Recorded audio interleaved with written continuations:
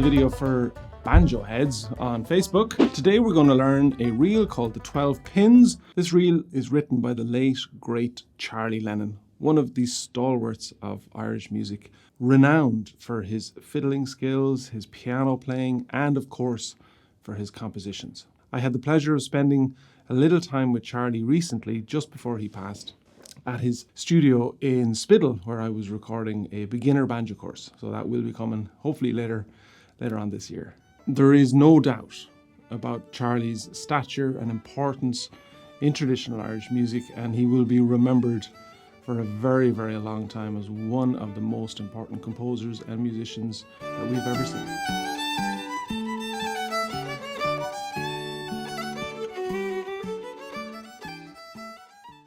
So here's a reel called the 12 Pins. The way that I work when I'm teaching online is I'm going to show you the most simple, basic version of the tune, and then gradually add in a lot of the elements like ornamentation, maybe talk about chords and harmony, rhythm, and some variations. So I'm going to notate all of this on a platform called SoundSlice. On SoundSlice you can watch the video, and at the bottom you have scrolling notation, either in stave notation, in tab, and you can switch on the ABCs if you want to learn that way. Or you can turn off the notation entirely and learn by ear, which is always a great idea. So here's the simple version, as I know it, of the 12 Pins reel. It's in the key of G, nothing gnarly about it. If there are any kind of pick directional things that pop up as I'm playing it, I'll definitely point them out.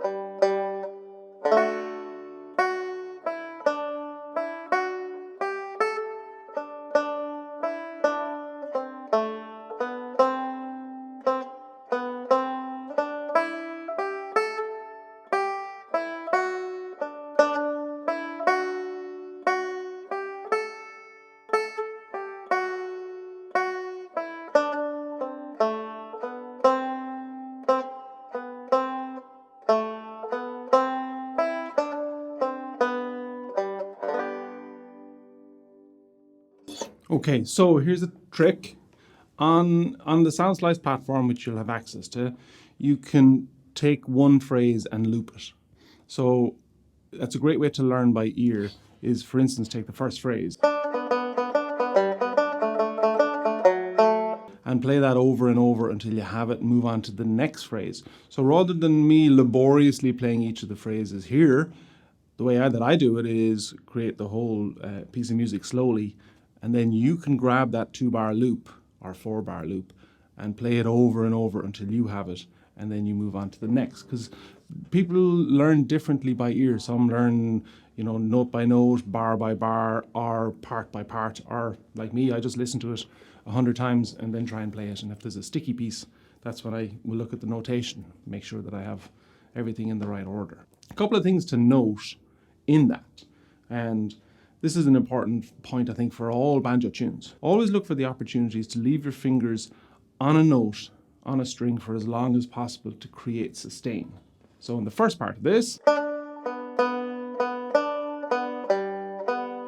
that B, fret 2 on the A string with your index finger, as soon as that goes down, which could actually be from the very, very first note, it serves a double purpose. One is that it can be a support for your hand so that you can move around, but it also creates a sustain note on that B that kind of resonates through that phrase.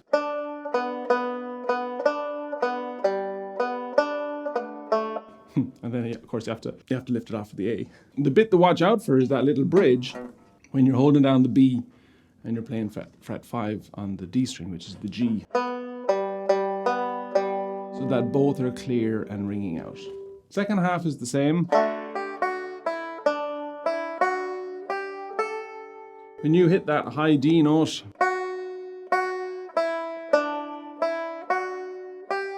you can hold it on right up until that high G. And then if you wish, you can move it off for the high A. There's an argument to be made for keeping the D on and playing the A with your pinky to really keep the sustain.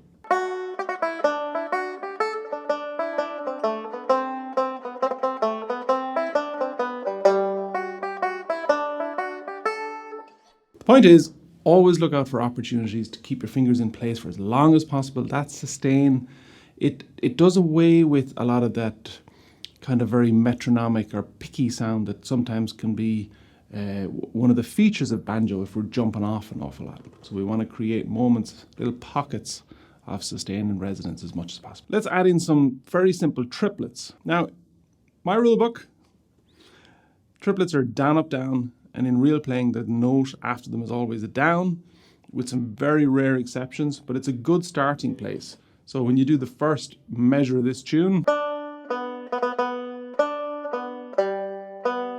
down, up, down, up, down, down, up, it keeps the downstroke on the down beat, which just makes logical sense. So here we go. Simple ornamentation, the 12 pins reel.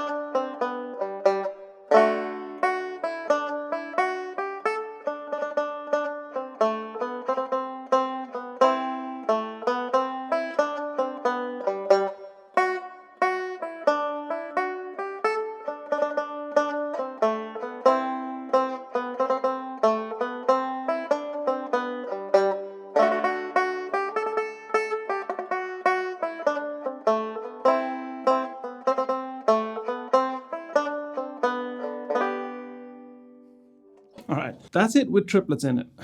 It's always a little bit unnatural at that slow pace because the triplets don't flow as well.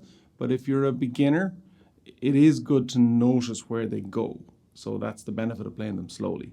So I'm going to play it now with a little bit more pace so that you can feel how the ornamentation actually plays a rhythmical role in the tune. And there'll probably be a few chromatic triplets thrown into this as well.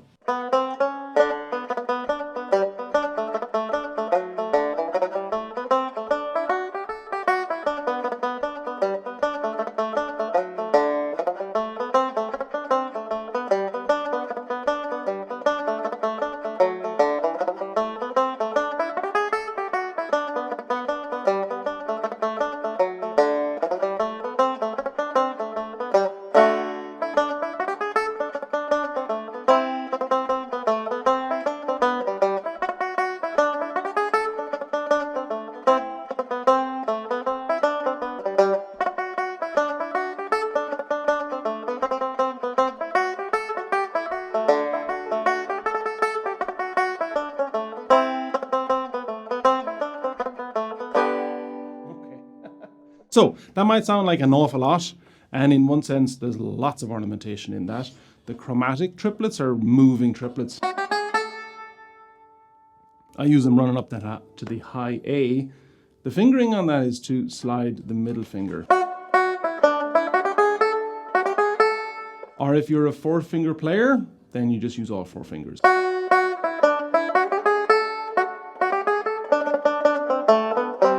That's just a note on that. Here's the key, and again, just with the way that I teach on sound slice, and not to keep harping on about it. Nobody says to keep banjoing on about it, harping on about it. You can slow it down. So you can take that which has a lot in it, see all the notation, so that you can understand exactly what's happening note-wise with all of those triplets. But then you can turn the speed down by 70%, 80%, 20%. It gets a little bit gnarly if you go very, very slow. I do record it with some reverb on the banjo so that when you do slow it down, a lot of the sustain stays in it. But it's just, it means that you can access a lot of this music at a slower pace if you wish, just to make sense of it. Here, let's do one more round with essentially more ornamentation.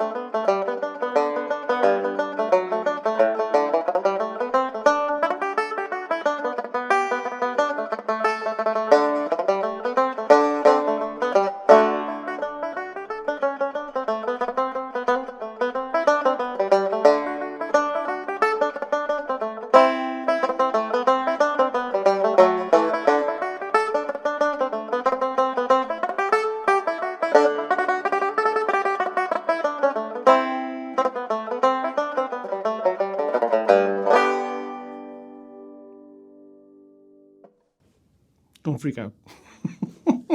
Literally everything that's in that is utterly achievable. And maybe it's a case that you just want to take one bar and do it, as opposed to doing all of it. My job as a teacher essentially is to try and show you the multitude of different ways that you can ornament a tune. You don't have to do it exactly like that, but there are a lot of different options. And straying into the neighborhood of variation as well, and that's just a massive topic. It's difficult even to say you should do this, this, and this, and that's how to create a variation. There are some little kind of tips and tricks, but for the purposes of this video, I'm not going to get into a massive amount of detail. One thing that did pop out to me as I was playing it, and again aware of how much ornamentation is in there, is that creating contrast is really important. There's the dog.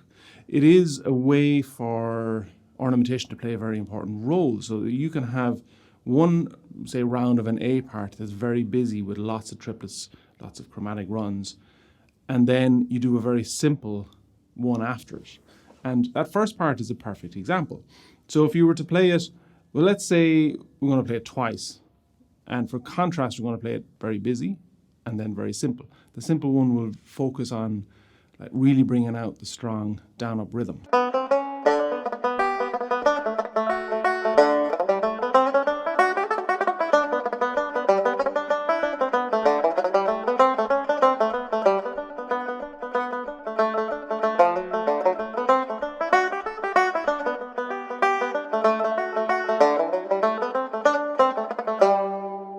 I hope I got that right. The idea is that for a kind of a refresher, you just drop straight into like very simple melody playing.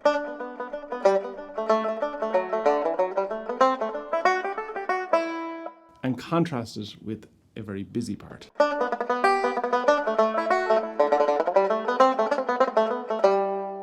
right. Those runs of triplets, they are tremolo motion.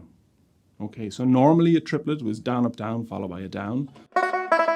And there are instances where if you want to punch out a series of one-note triplets, you would do it as down, up, down, down, up, down, down, up, down.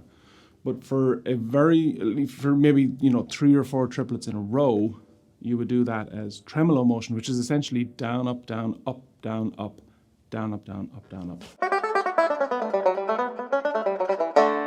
Which is from a hornpipe, but you get the idea.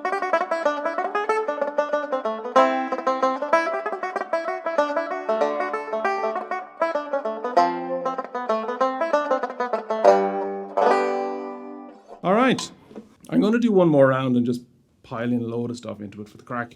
With this being fully notated, and so you can slow it down and see exactly what happened. It can be a lot of fun to try and learn something that's highly ornate, just to push yourself.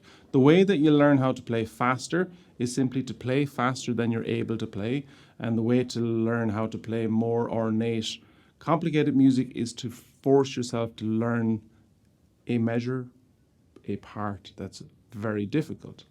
You'll build the skills on how to do it by making yourself do it, essentially. Here's one last version of the tune. Thanks for having me. The 12 Pins Reel, in honor of the late, great Charlie Lennon. May he rest in peace.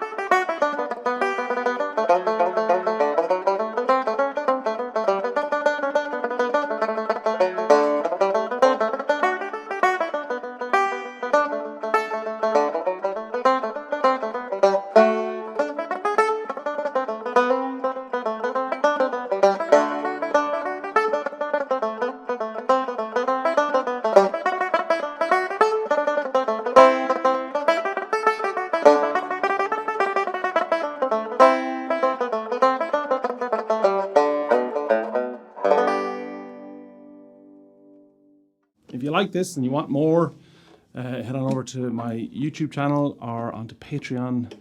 I have, I think, almost 90 banjo lessons for jigs, reels, hornpipes, slides. There's even one polka.